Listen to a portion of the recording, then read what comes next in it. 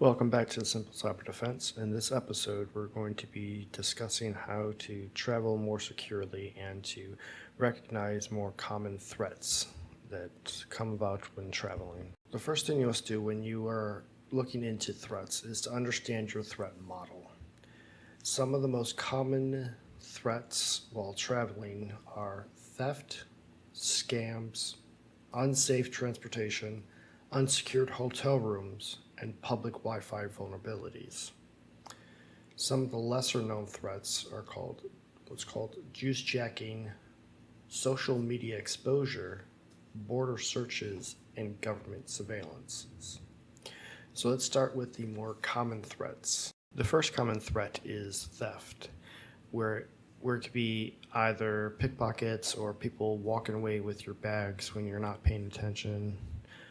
But recently, the TSA has warned about people leaving loose items into the trays as they're going through the scanners.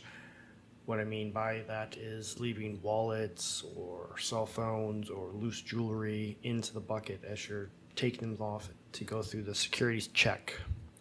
What could happen is someone behind you could then see the items in your bucket and, without being noticed too much, take them out of your bucket and put them in their bag as they're going through the screening.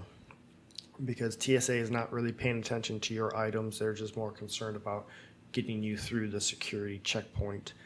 And once you get to the other side, you find your bucket, but then your items are missing and no one really knows who took what. So it's very important as you're going through the scanning is to put these loose items into your bag and then put the bag through the checkpoint, because with modern scanning techniques, they can easily scan through your bag and they don't always have to open it up and see what's in them. With modern cards becoming smarter and having chips to allow people to do tap to pay, many thieves are buying what's known as RFID scanners. And what they do with these devices is they just get to close proximity to your wallet, and then they can use these devices to then scan your cards and steal your credit card numbers, and then later on use these numbers to purchase things without your knowledge. The best way to safeguard against such attacks is to have RFID blocking wallets, in which the RFID tags in your cards don't constantly send out information, so that they can then go up to just near your cards and then scan them and be able to steal your credit card numbers. Before you start to travel, be wary of the text messages, emails, and other messages that you may receive. Some of them could be very believable in saying that they're from the airlines or the hotel and they need confirmation for the trip and require you to give them information. These scams are very common ways to steal information from people, because they think, oh, if I don't give them my credit card, they may cancel my trip, or they may cancel this or may cancel that. A lot of times these scams, emails, or text messages are just there just to steal your information. The best way to safeguard against these is to call directly to the hotel or airline or whatever you booked, so that you can contact them directly and ask if there's a problem. Most times these scams are easy to spot, but sometimes they are very believable. So just be wary of what information you get before you fly, so that you don't give them information that they can use to steal your identity. If you use any ride-sharing services like Lyft or Uber, be mindful of the fact that it's easy to leave stuff behind if you're in a rush. So be sure to give yourself plenty of time to get to the airport or to wherever your final destination is, so you don't have to just jump in, rush to your destination, and jump out, because it's easy for things to get left behind, like bags or cell phones or things like that. and also be mindful of some of the scams that may come about, because there have been some reports of people who are impersonating Lyft drivers and coming to pick up people who are expecting a Lyft driver but end up getting someone else instead. So always be mindful of checking license plates and making sure that the person who is claiming that they are the driver is actually the driver, and not just jumping into the first car that comes and say, hey, I'm here to pick you up, because it could be an impersonator coming to steal from you.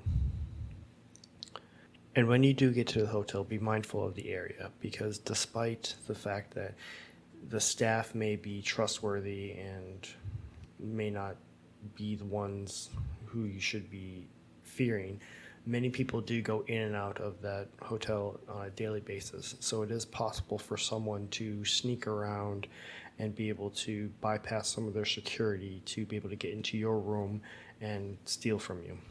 So just be mindful of leaving things out and open, and if you can, just don't leave anything valuable in your hotel when you're not there.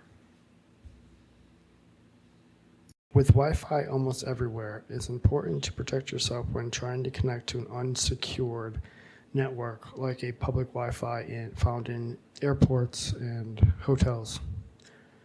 The best way to protect yourself against any attacks using public Wi-Fi is to use a VPN.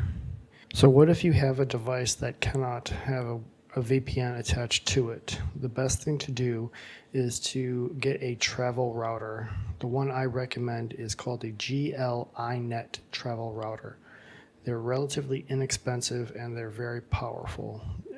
What it does, it acts as a bridge between the public Wi-Fi and your computer. So you can create your own private little network and use a VPN to tunnel that traffic through the insecure network to protect yourself. During your travels, you may need to charge your mobile devices. The next attack you have to look out for is called juice jacking. What this does is the attackers will create little charging stations or leave out USB devices or something, and hopes that you will plug your device into this charging station or power cable.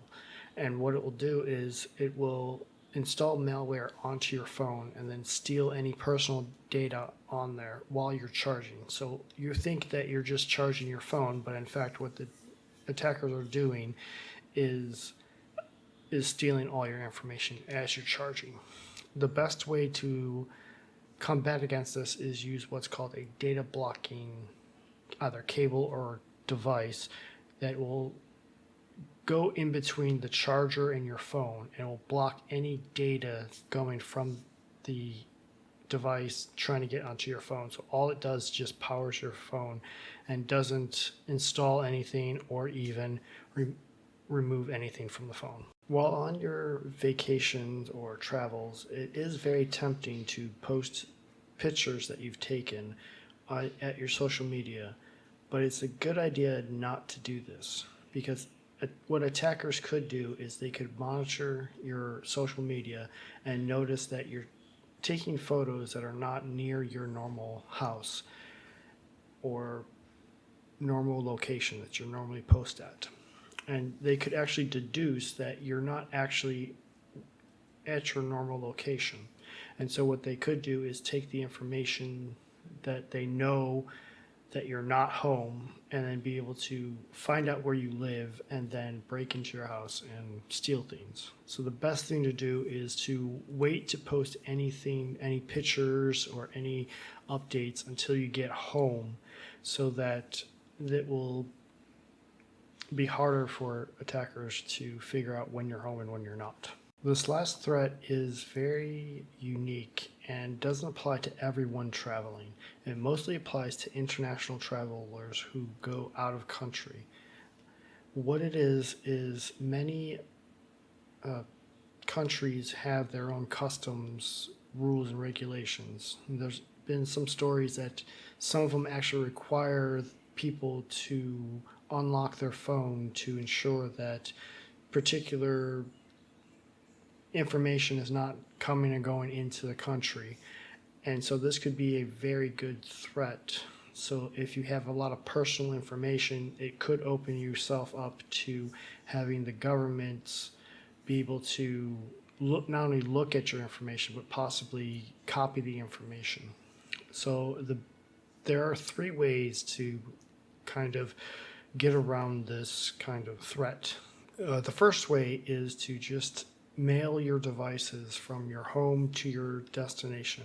It's because mail have different regulations, rules, so they can't just open up their boxes unless you're in a country that is very authoritarian and doesn't care about international laws.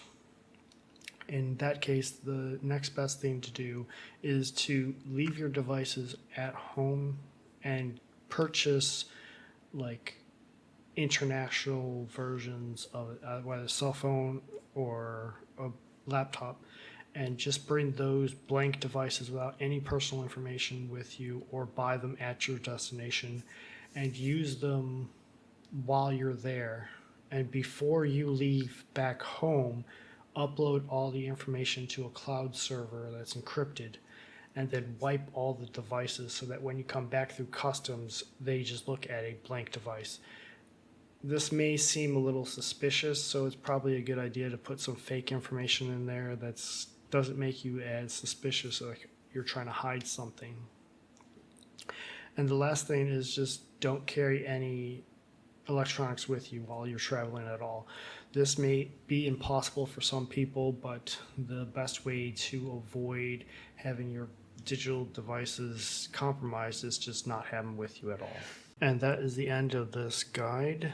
Hopefully you find it informative and learn something new so that you can travel more securely. Just remember that with devices and cyber becoming more integrated into our lives, threats do increase. And this is just a starting point for you just to become more secure in your travels. Always remember that there are probably more advanced things that you can learn and go deeper into the subject if you want to.